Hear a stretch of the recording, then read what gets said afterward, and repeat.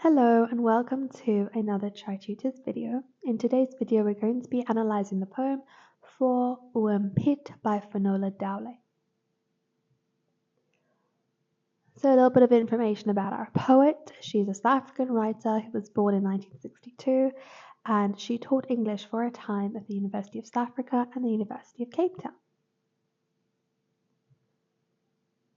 So firstly, if we look at the title, For Oom Piet, this shows us the fact that it's starting with for, that this is a poem of dedication that is being dedicated to this man, Oom Piet.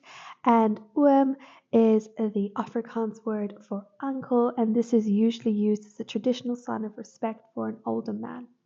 So from the speaker's perspective, this is an older man, and she is showing some sort of respect towards him, and she's dedicating this poem to him. When I was least happy in life, my daughter led me across the road to a neighbor whom I did not know, with the purpose of a toddler who does not see gates and fences, but the ducks and puppies on the other side. So in this first part of the poem, we start off with a personal pronoun. So we have when I. So the use of when shows this is quite a narrative sort of structure, that she's telling a story. And the I, the first person pronoun, shows this is a sincere and personal tale. When I was least happy in life, this shows that mentally she was not in her best place. She was struggling with her mental health.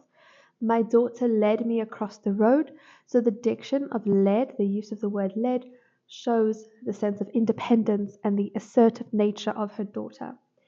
If you think about her daughter, because we're going to learn in the next couple of lines that she's a toddler, so that she's young, we can think how children are quite intuitive. They can really sense things. They can understand things that adults are going through, even if they can't really verbalize it. They can sort of feel that energy. They are intuitive. So her daughter is perhaps understanding that her mother is struggling, and so that she needs this person. She has this feeling that she needs to lead her across the road.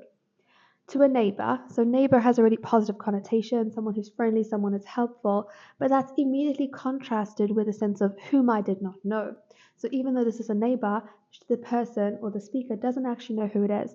It's virtually a stranger. The only connection that they had is that they share a road. With the purpose of a toddler. So if you think about a toddler, they are unafraid, they are naive, they are confident, they don't hesitate, they don't take no for an answer. Who does not see gates and fences, but the ducks and puppies on the other side. So a really, really beautiful imagery over here, a really lovely metaphor. So obviously it could be talking about literally the gates and fences, but on a figurative, on a deeper level, it's talking about gates and fences as boundaries. And this toddler, the speaker's daughter, does not see these boundaries, does not see these restrictions. Rather, she focuses on the optimistic side. What's at the other end? The ducks and puppies. If you think about the connotations of ducks and puppies, it's a really positive focus. It's optimistic.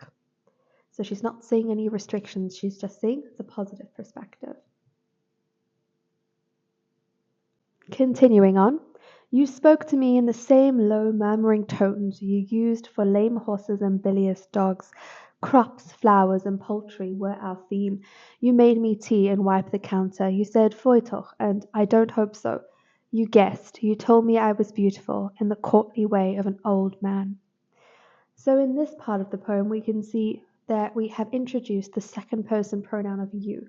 And this is directly speaking to Oom Piet, the man to whom this poem is dedicated. So she is recounting what he did for her and how he helped her. And she's basically describing these very sort of normal conversations that they had, but how that really healed her. So you spoke to me in the same low murmuring tones. Low murmuring tones shows this sort of comfort that Oom Piet offers her. They're speaking in a comforting voice. You used for lame horses and bilious dogs, so these are ill animals.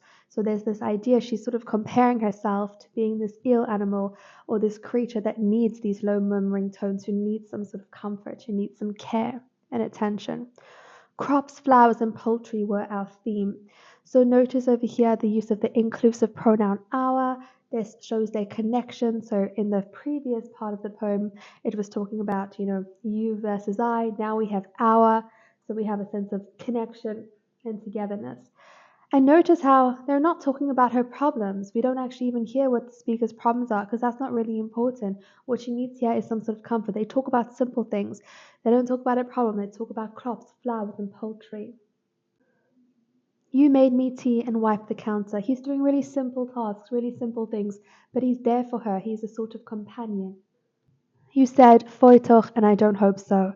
So you said shame and, oh, I really hope that's not the case. And here you see the use of the direct speech really emphasizes the authenticity of the poem and the sincerity of the speaker's tone. You guessed. So just this very simple line, just two words with that full stop. He is very intuitive, he's very attentive. He guessed, he figured out what the issue was. He is an attentive man, he can understand deeper than what the words are saying about the crops, flowers, and poultry. But you see, he doesn't interrogate her about it, he doesn't even really offer advice on it. He's just there for her as this companion. And it's not really, discussed what the issue was, what the speaker was experiencing, but just the fact that she had Oom Piet and Oom Piet was there for her is what is important. You told me I was beautiful in the courtly way of an old man, so he compliments her in a respectful manner, and this is appreciated by the speaker. So she continues with her narration in the next stanza. One day when it rained, you phoned from your side and said, I'm sending some ducks for Beatrix. You always called her Beatrix. Out of the window, we saw them waddling over in the way of ducks when directed by Oom Piet.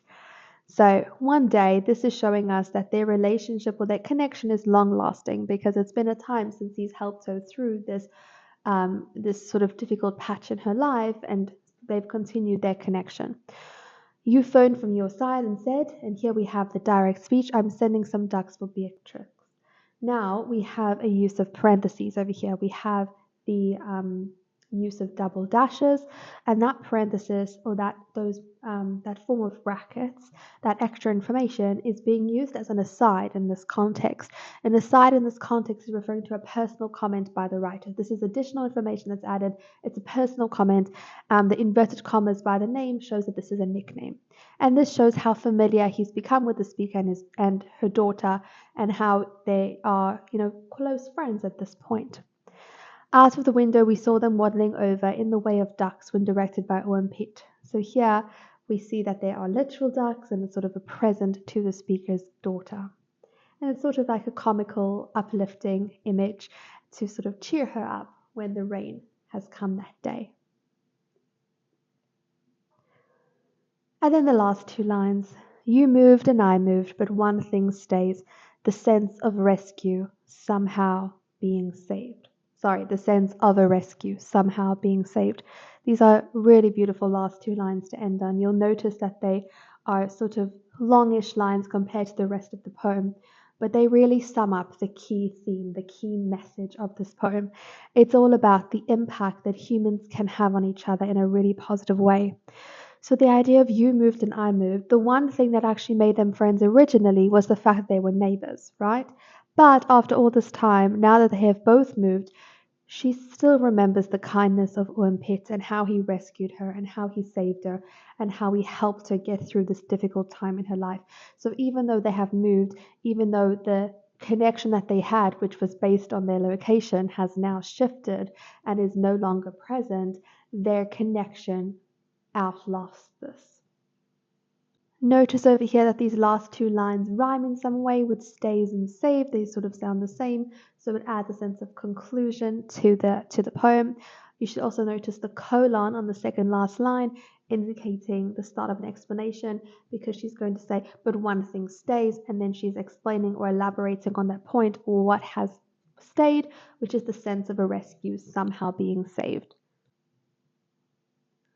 So if we have a look at the structure, in this poem, there's a lot of enjambment, there's a lot of run-on lines, and this really emphasizes that this is honest, sincere, and authentic. It's a recollection of a story, and it's done in an honest, sincere, authentic way, as though the pen is just flowing. There's also very limited punctuation in this poem, adding to that enjambment. There isn't a rhyme scheme, except maybe for the last two lines, we can see a little bit of a rhyme going on there, but this is really just trying to emphasize how this is the speaker speaking from her heart. The poet is just putting down these words, really in tribute to Oom Piet. We also have the use of parenthesis, the aside, and direct speech numerous times in the poem to emphasize this is an authentic retelling of this story and an authentic tribute piece. The tone and mood of the poem, we can describe that as reflective, nostalgic, thankful, grateful, contemplative, and praising, even in an admiring tone. And the theme and message is about human connection, the impact we can have on each other's lives, positive influence, support systems, people to inspire, motivate, and help you heal, and mental health. And also the sense of community and how we can really help one another.